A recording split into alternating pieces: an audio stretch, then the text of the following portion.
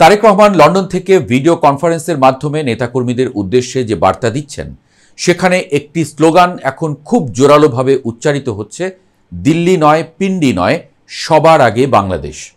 এই একই বাক্যেই বিএনপি তাদের ভবিষ্যৎ পররাষ্ট্রনীতির খসড়া এঁকে ফেলেছে বলেই মনে করছেন বিশ্লেষকরা। দীর্ঘদিন ধরে আওয়ামী লীগ বিএনপিকে পাকিস্তানপন্থী এবং ভারত বিএনপিকে নিরাপত্তার হুমকি হিসেবে ট্যাগ দিয়ে আসছিল। তারেক রহমান এই দ্বিমুখী চাপ থেকে দলকে বের করে এনে একটি স্বতন্ত্র জাতীয়তাবাদী সত্তা হিসেবে দাঁড় করাতে চাইতে পারেন।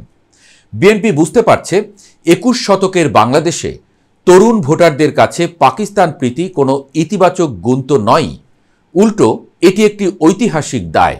তাই পিন্ডিকে না বলার মাধ্যমে বিএনপি মূলত 1971 সালের মুক্তিযুদ্ধের চেতনার উত্তরাধিকারী হিসেবে নিজেদের প্রতিষ্ঠিত করতে চাইছে।